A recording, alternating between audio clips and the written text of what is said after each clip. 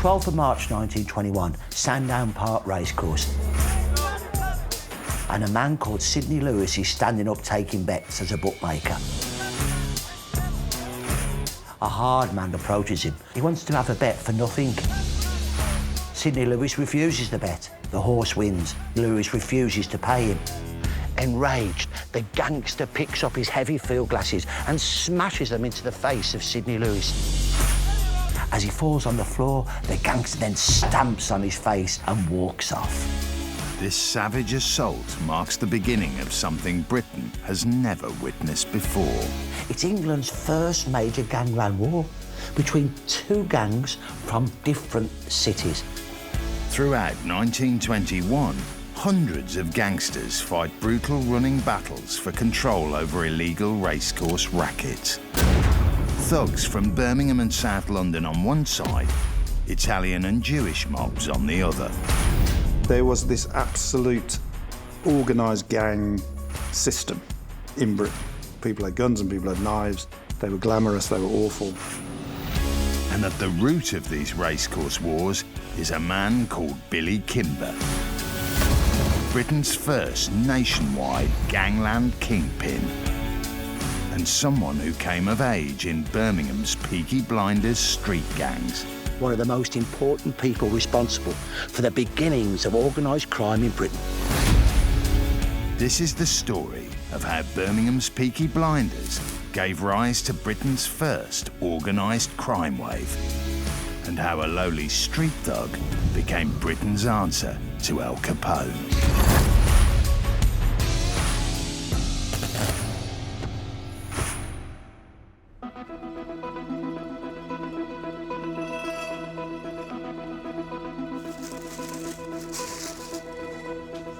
So this is the Birmingham City Police mugshot book for the early 1900s. You can see some of the famous Peaky Blinder mugshots. These pictures were taken at the lockup. Here in the West Midlands Police Museum is Britain's biggest collection of Peaky Blinder photographs. Birmingham Police were the first in the country to take mugshots of criminals and built up this vast archive. I just feel like there's a sense that every single one of them has got a story to tell. They're just fascinating. Some of them really seem to look right into your soul. The Peaky Blinders were a collection of street gangs who terrorised the back streets of Birmingham in the 19th century. By the beginning of the 20th century, it seemed their time was over. Increased policing and new diversions such as sports clubs and the cinema had seen their numbers dwindle. But in fact, the story of the Peaky Blinders was only just beginning. Between 1914 and 1918, 6 million young British men are swept up into the First World War. Many Peakies among them. We've got baby-faced Henry Fowler on the far left. He fought in the Somme and was injured. And we have Stephen McNichol, another Somme survivor, came home injured. It's quite interesting that a lot of these people spent many, many years breaking the law in their own country before deciding to go and fight for it in another. So in this book, I'm going to show you the record of Henry Lightfoot, who was actually the first individual to be labelled as a Peaky Blinder in the press.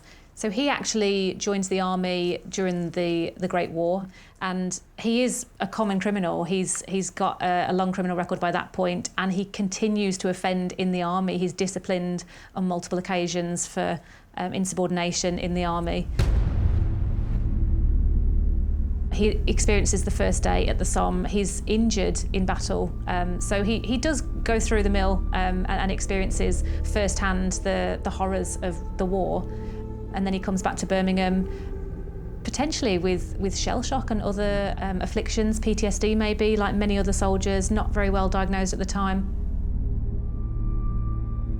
I do definitely believe that after the end of the First World War, all these young men came back seriously damaged by what they'd seen.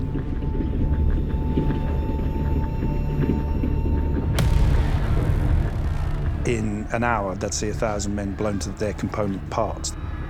You know, the bar has been raised to such a ridiculous level that violence suddenly becomes acceptable, and I think they were all very traumatised. And they'd done things that were horrific to them, and they'd done it in the name of the authority. So I think some people came back with an ambivalence towards authority.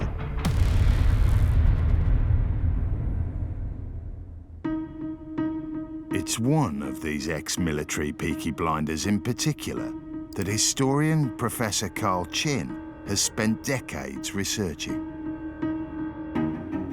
A Peaky Blinder who will become the most powerful criminal in Britain.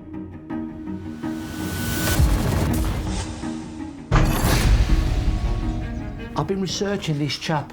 He's called Billy Kimber. We know him from the drama series as a Londoner, but in reality, Billy Kimber was a big, burly brummie from Summer Lane, a tough neighbourhood. He had been a Peaky Blinder. He'd been birched for an offence when he was 12. He got done for attacking people and assaulting the police. He was a petty criminal. He becomes a pickpocket.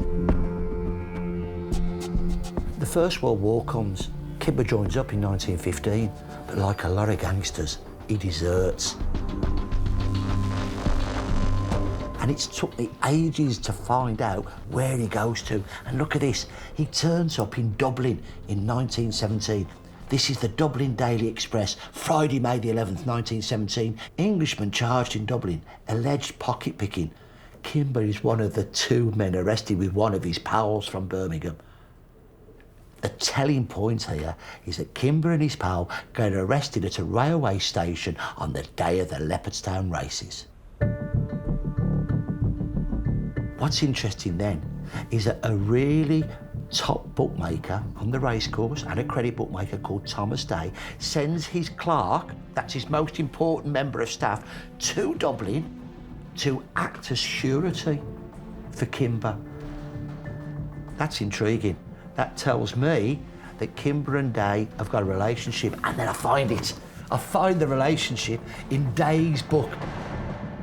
Kimber is the minder for Thomas Day. On racecourses awash with pickpockets and thieves, bookmakers like Day need thugs like Kimber for protection. What can we deduce from this? Well, Kimber is active as a racecourse ruffian and rogue. To understand why Billy Kimber is hanging around racecourses with bookmakers when he should be fighting a war, we have to go back to the start of the century, to the beginnings of a career that will transform organised crime in Britain.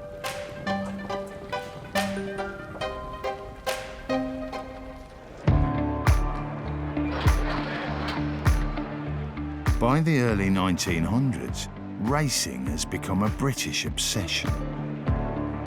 The Epsom Derby just outside London attracts an estimated 250,000 people. Hordes of punters walk from the city and thousands camp the night on the nearby downs. The Epsom Derby was a great kind of cross-class event whereby working-class punters might catch a glimpse of the aristocracy of royalty. Most people were working a 6-day week and very long days, cooped up all year, all week in their homes. The day at the races offers them a great kind of colourful, fun-filled day. It's about escapism in what is an otherwise relatively bleak existence compared to today. What makes a day at the races so exciting is gambling. So gambling was pretty much ingrained in English life, everyday life. If you were the industrial working class or the rural poor, you liked the idea of a bit of a flutter on the horse racing. For the upper classes in puritanical Edwardian Britain, gambling among the great unwashed is cause for concern. As the century wore on, moral disdain that many of the elite felt for poor people gambling gathered pace, and it culminates with the formation of the National Anti-Gambling League and then the Street Betting Act of 1906. The 1906 Street Betting Act makes all forms of gambling outside of racecourses illegal. It will prove a turning point in the story of crime in Britain. Just like prohibition of alcohol spurred the rise of organised crime and gangsterism in America, prohibition of gambling will have the same effect here. The Street Betting Act of 1906, it's a very explicitly class-based Act of Parliament. It actually says in the letter of the law, this is to prevent betting amongst the artisan classes of Britain's towns and cities. This doesn't prevent a single bet from being laid. What happens is that illegal bookmakers set up throughout the residential districts and in many of the workplaces across Britain's towns and cities. Stephen Knight is the writer of the Peaky Blinders drama series. He grew up with family stories of illegal gambling on the streets of Birmingham. My mum told us all the stories of her childhood, and she was a bookies runner from the age of 9 because obviously off-track betting was illegal, and so they'd use children. And she would walk down green lanes in Small Heath with a basket of washing, and people would walk in the other direction and they'd drop into the basket a piece of paper with their code name, because obviously they couldn't use their real name, the coins that they were betting on, the name of the horse and the odds, and they'd drop them in. And then she'd go down the end of the road, turn into this little courtyard where there was a dog on a chain that was just short enough that the dog couldn't get you. And she'd walk past the dog and take it to this booking. My mum said that everybody gambled. I think there was one person in the alley who didn't gamble, and that was seen as really quite odd. The real money to be made in gambling in the 1910s is at the races themselves. These are the only places where respectable punters can legally go to bet. And where large amounts of cash is changing hands, gather the thieves and the rogues. Among them, ex-members of Birmingham's Peaky Blinders. Peaky Blinders in Birmingham may have been disappearing in the early 20th century, but gangs from Birmingham were becoming more prominent on the racecourses, travelling the country, making their money from pickpocketing and blackmailing bookmakers. But from about 1910, this loose collection of rogues is brought into a slightly more ordered gang called the Birmingham Gang. The man who does that, the overall leader, is Billy Kimber.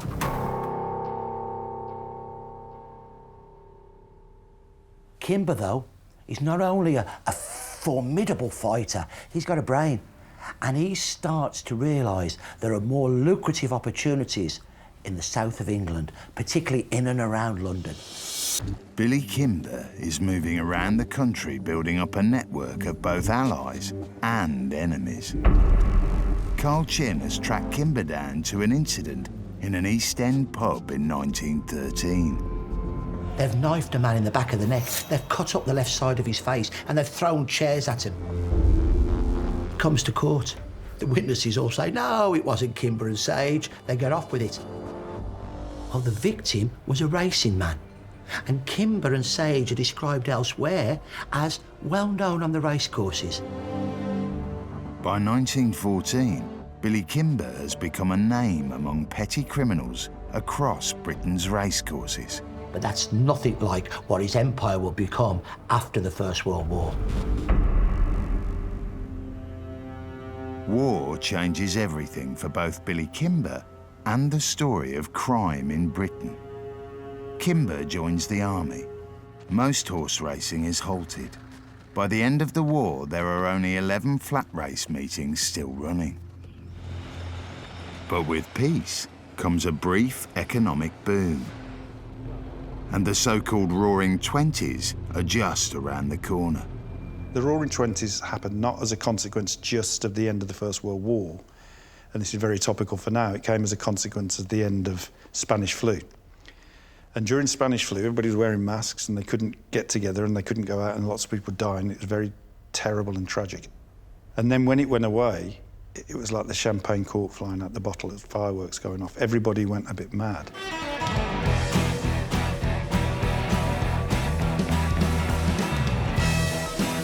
It's like all this pent-up emotion of people wanting to enjoy themselves. People want to get back to normal, they want to get back to pleasure. So one of the things they want to do is go to the races. All spectator sports boom, and horse racing is amongst them. There are huge crowds at horse races, and there's lots of people with lots of money. There's soldiers and sailors who've got their gratuities, their payoffs from the army. They're spending cash freely.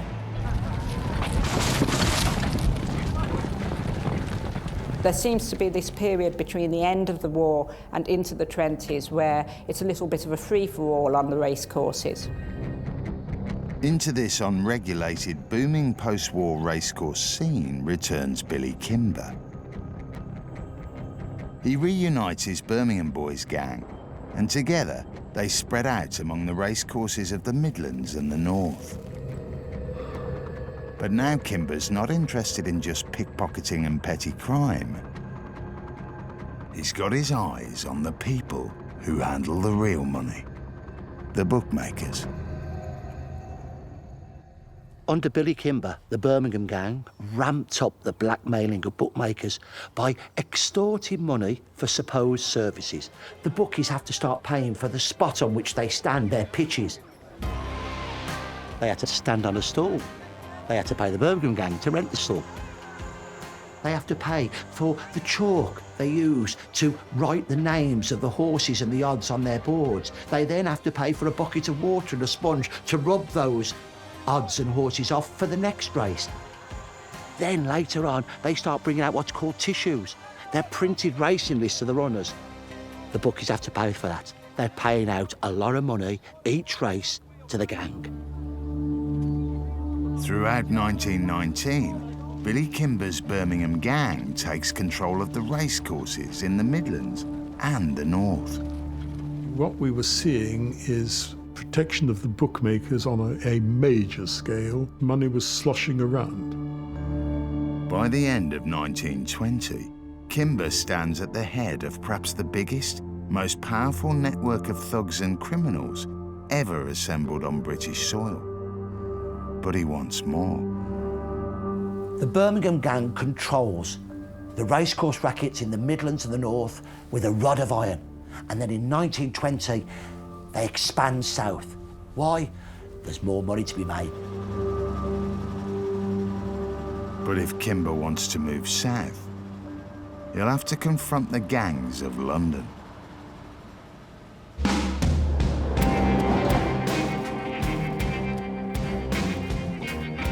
The day when most Londoners realised for the first time that their city had a gang problem had come in December 1881, when a shocking crime hits the newspapers involving a 19-year-old South London lad called Fred Wilmore.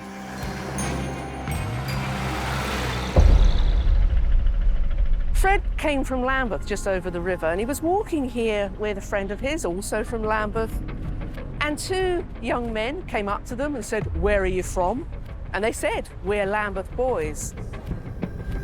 Unfortunately for these two Lambeth lads, they have run into members of the City Road Gang from central London. And what happens, according to the account of the court, is that there's a bit of a to and fro. Are you the Lambeth lads? We're the City Road lads. And eventually it turns into a conflict.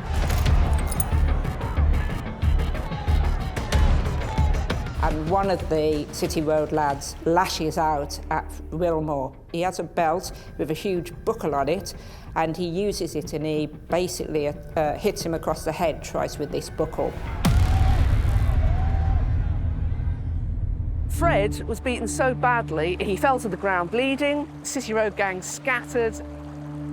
And then a few days later, he dies from his wounds. The coverage of Fred Wilmore's killing is the first time the press has picked up on Victorian London's growing gang culture. As in other British cities, London's street gangs have formed in the late 19th century in the capital's most deprived areas. This 19th century map was made by philanthropist Charles Booth to highlight the extent of poverty in London. Sarah Wise has been using it to chart the correlation between gang territories and deprived areas. So the Old Nichols slum here on the Booth map, just behind St Leonard's Shoreditch, just north of Bethnal Green Road.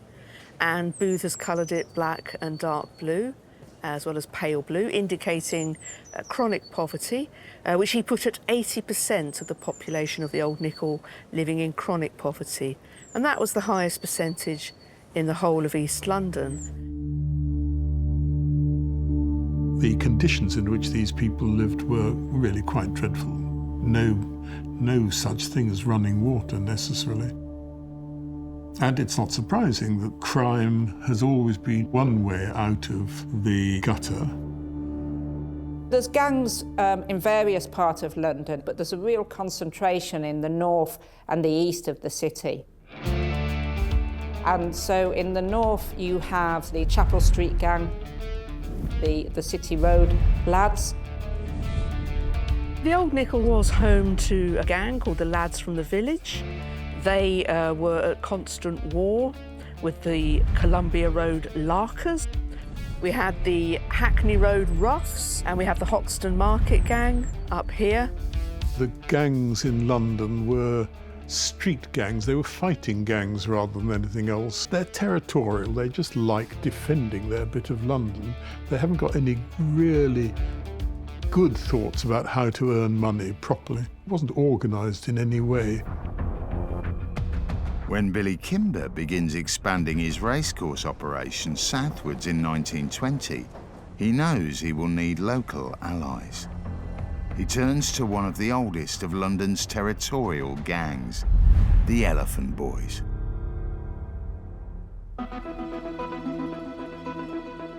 My Uncle Wake, he led the Elephant Castle Gang after the Boer War, up to the First World War, so that's my connection.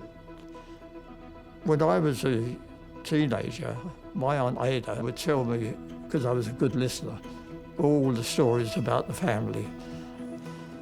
The Elephant Gang dates back many, many years. A large sort of sprawling gang of originally pickpockets and footpads who used to haunt the Elephant and Castle Tavern. And of course it developed over the years into one of the major gangs in London. Had a reputation for violence, but also a reputation for organisation. The Birmingham Gang is a collection of really nasty, vile men, some with records of manslaughter and other violent crimes. The members are older men, and of course they are much more driven by money making. They look very different from the kind of the youthful fighting gangs. With the Elephant Boys as allies, Kimber begins his push into the southern racecourses at the end of 1920. The local bookmakers don't know what's about to hit them. 12th of March 1921, Sandown Park Racecourse. And a man called Sidney Lewis is standing up taking bets as a bookmaker. A hard man from the Birmingham Gang approaches him. He wants a bet on the nod. That means he wants to have a bet for nothing. If it wins, he wants his money. If it loses, he's not going to pay. Sidney Lewis refuses to pay him. Enraged, the gangster picks up his heavy field glasses and smashes them into the face of Sidney Lewis. As he falls on the floor, the gangster then stamps on his face and walks off. The Birmingham Gang will come to regret assaulting Sidney Lewis, because in fact, Sidney Lewis isn't his name at all. The man they've beaten's real name is Alfie Solomon, a Jewish bookmaker with connections in London's criminal underworld. So Alfie Solomon was born in 1892, and he's born to a family of fruitiers in the Covent Garden area. And he fights in the First World War, but he also has some convictions both before the war and after the war for gambling. What's happening is that the Birmingham Gang is extorting protection money from all of the bookmakers, but they are anti-Semitic. They really hate the Jewish bookmakers, so they are squeezing even more money out of the Jewish bookmakers, who are overwhelmingly from the East End, from Whitechapel in particular. Solomon is part of a rapidly growing Jewish community in London. By 1919, an estimated 250,000 Jews are living in Britain. The vast majority are law-abiding citizens, but there's also a small, though powerful, Jewish gangland.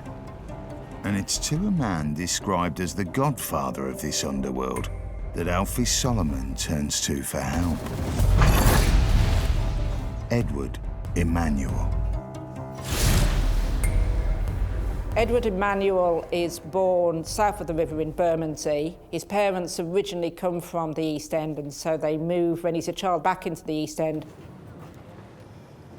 He works at Spitalfields Market, and so he can legitimately call himself a fruiterer and a greengrocer, and he does pretty well at that, but he's obviously got other sidelines going on. Edward gets involved in various illegal activities quite early on. He's got quite a record for fighting and for other violent affrays throughout his early life. He had a reputation of being a fixer of things. He fixed boxing matches between Jewish fighters, but he was a clever man. Emanuel is known as the Godfather of the East End, in part because he runs a network of illegal gambling clubs known as Spielers. What Spielers were illegal, small, kind of ad hoc, amateurish gambling houses. We have many of them all over, not just East London, but also in central West London as well.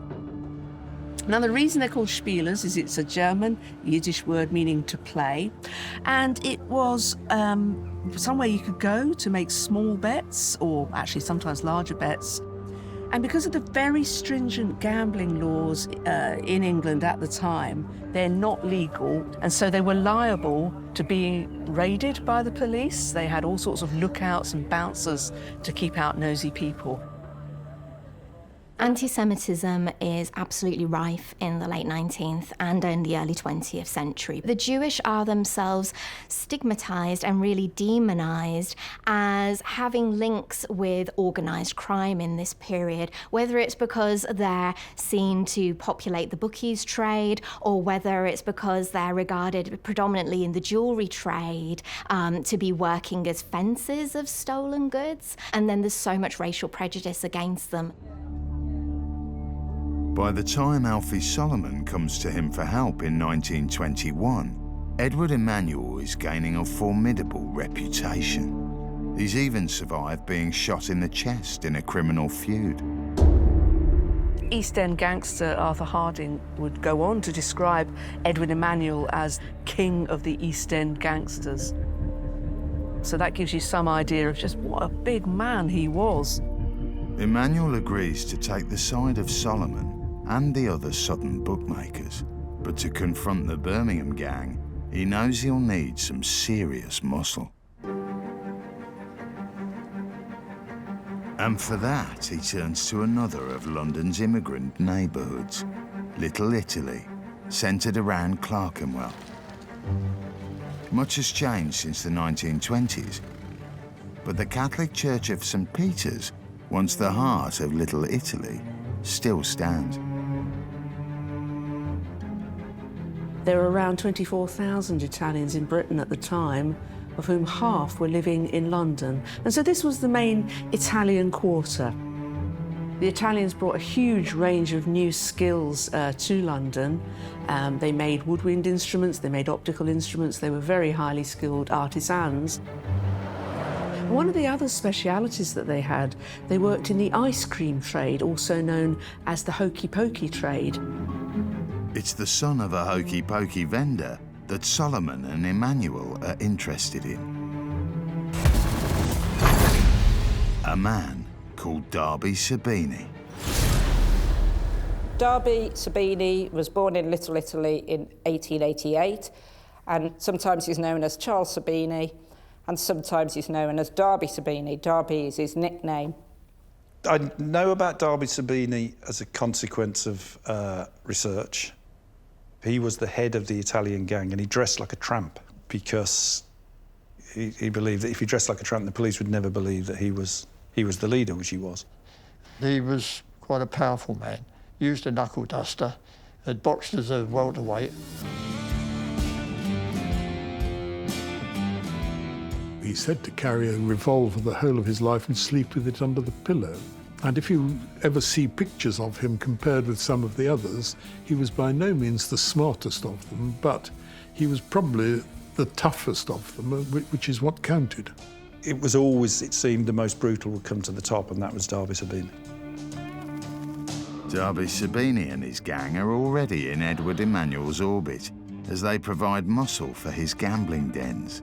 So when Emmanuel comes looking for an army to take on Billy Kimber, a deal is soon done.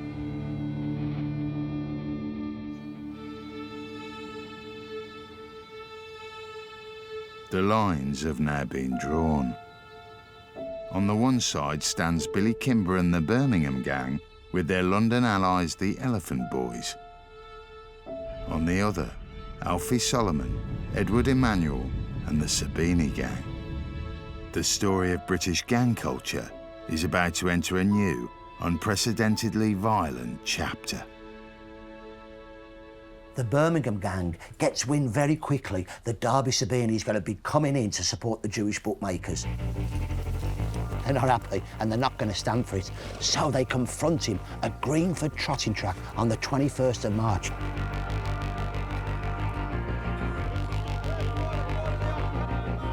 There's about 20 of them. One of them shouts out, "I'll murder him." Another one shouts, "Let's get the so-and-so." They start belabouring him with pieces of wood, bottles and whatever else they can get their hand on. He's fearing for his life and he fires the gun. The police come running and they save him from the Birmingham Gang. Sabini's took to the station.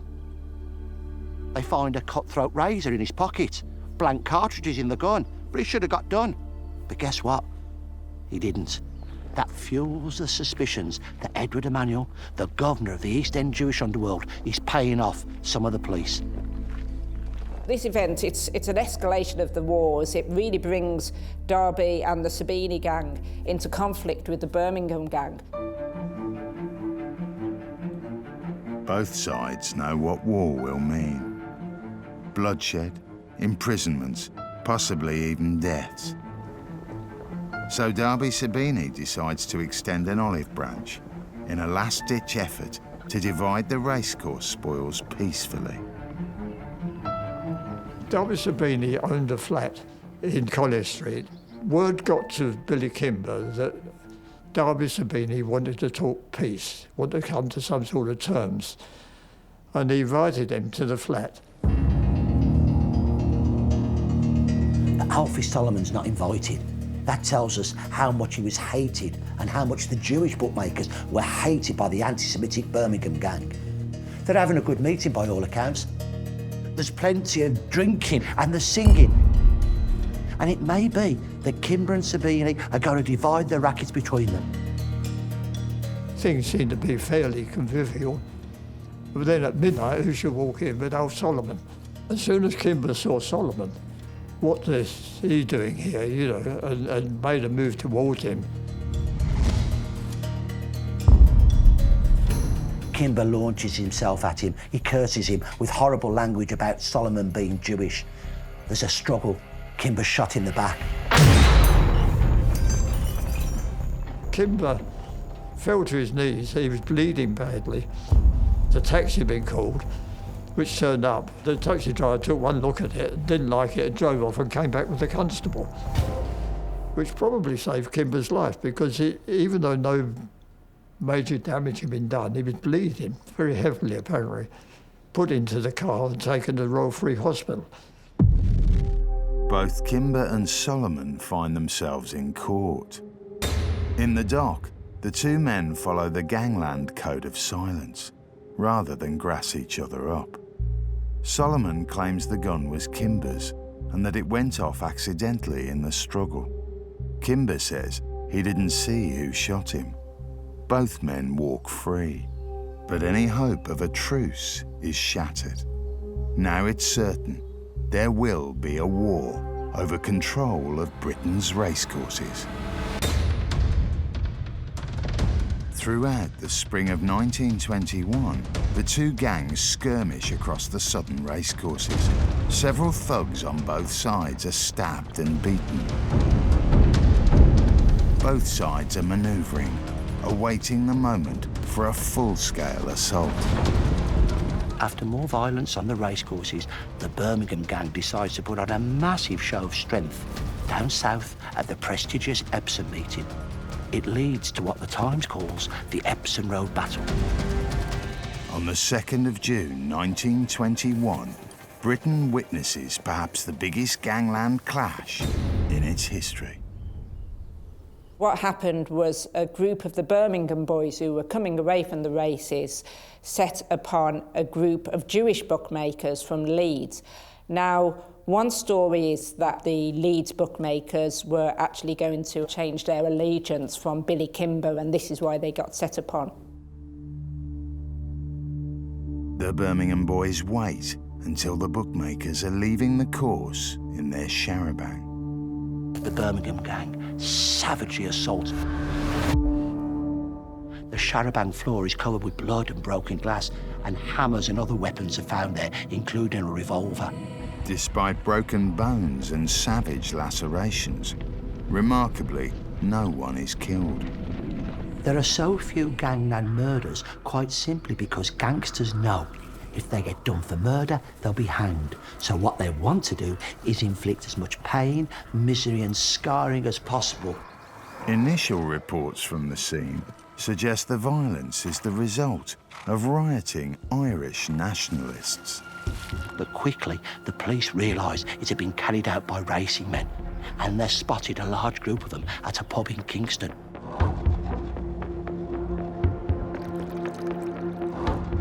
Over 100 police are rushed there. And then Sergeant Dawson confronts them in the beer garden. He's got a revolver, and he looks at them and says, "I'll shoot the first man that moves."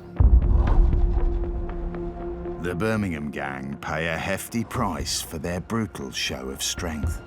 It's a costly mistake, though, this attack by the Birmingham Gang, because 17 of the arrested men are sent down for long terms. They are amongst the most frightening and fearsome of the Birmingham Gang, with convictions for manslaughter, unlawful wounding and violent robbery.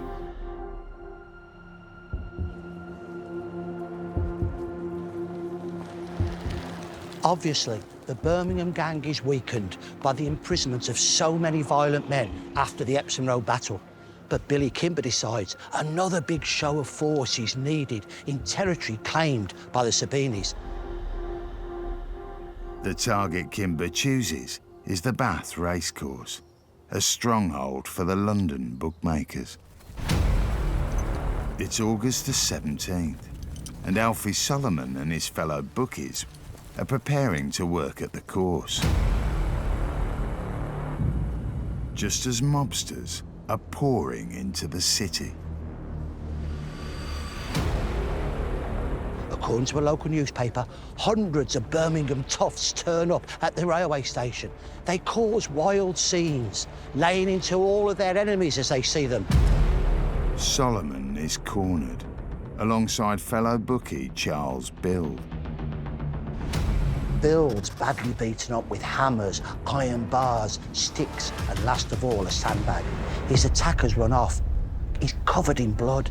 He's almost senseless, but somehow he manages to struggle up to the pump rooms, where a maid tears apart a sheet and bandages his wounds. As for Alfie Solomon, he's been knocked unconscious by a hammer blow, and as he lies prone on the ground, he's kicked and hit. The two bookmakers are lucky to escape with their lives, and Kimber has won another victory. The Birmingham Gang, it looks like they've got the upper hand, massive shows of strength at Epsom and Bath. But it won't be Kimber's brawn that will win the Racecourse Wars. It will be someone else's brains. And that someone else is the Godfather of the East End, Edward Emmanuel. He pulls together leading bookmakers from the south of England to form this organisation. Look at it, the Bookmakers and Backers Racecourse Protection Association. This is a really rare booklet. And it's the speeches made at the association's inaugural banquet in December 1921. What happens is, when this association is formed, it gets the support of the Jockey Club, the main racecourse authority. It gets the support of the Southern Police. And then they employ Derby Sabini and some of his top men as stewards at a good wage of £6 a week. That legitimises the muscle of the Sabinis.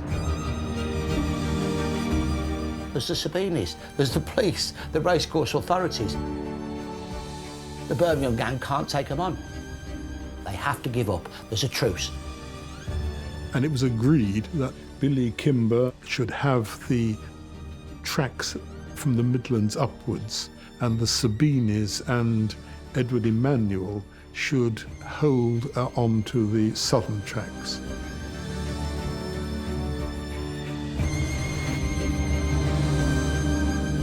Each gang continues to extort in its own territory, but the racecourse wars between them are over. But their role in the story of organised crime in Britain is far from finished. Racecourses are now much better regulated, and they're much safer places for bookmakers and punters. And what do the Sabini Gang do in those circumstances? They move into Soho. They start extorting money from nightclub owners, from publicans, from illegal gambling clubs.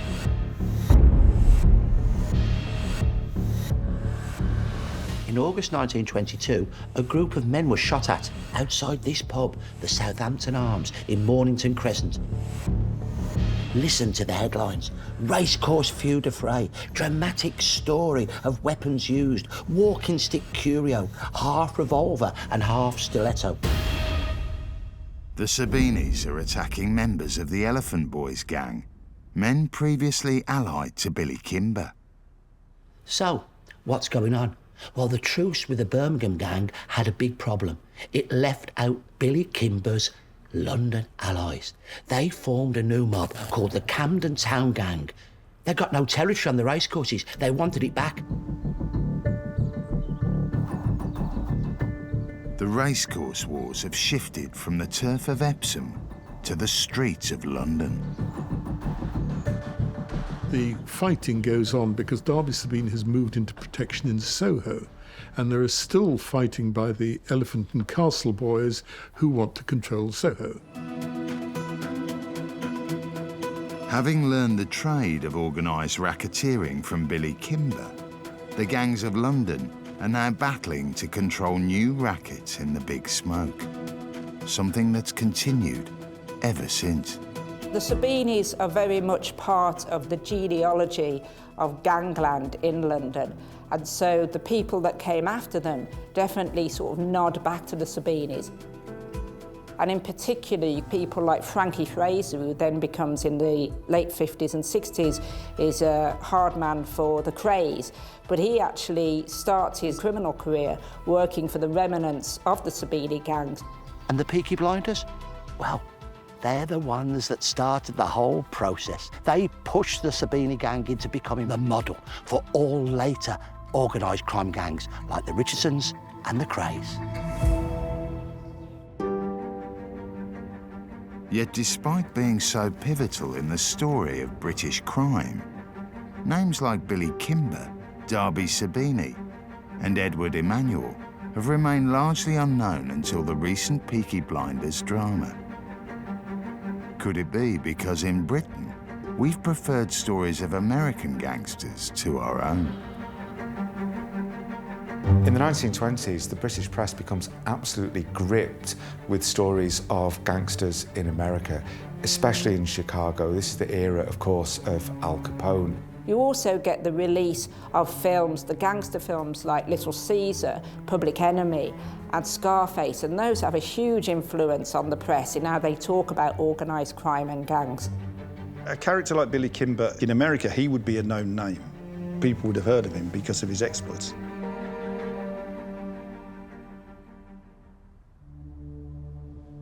So what became of Britain's original gangsters? Alfie Solomon is convicted for manslaughter in 1924 after fatally knifing a rival thug. He serves 3 hard years in Kilburn jail and was last heard of in the 1930s, living in Gerrard Street, central London. Edward Emanuel eventually goes legit and dies in 1943, aged 63. Darby Sabini gives up his criminal career in 1926 and lives out his life in semi-retirement in Brighton and Hove. And as for Billy Kimber, perhaps the closest thing Britain ever had to an Al Capone, He's one of the most important people responsible for the beginnings of organised crime in Britain. according to legend, he flees to America, where he works for associates of the actual Al Capone in Chicago. On his return to England in 1929, he reinvents himself in Torquay as a legitimate bookmaker and dies a wealthy man in 1945. As they say, the bookmaker always wins.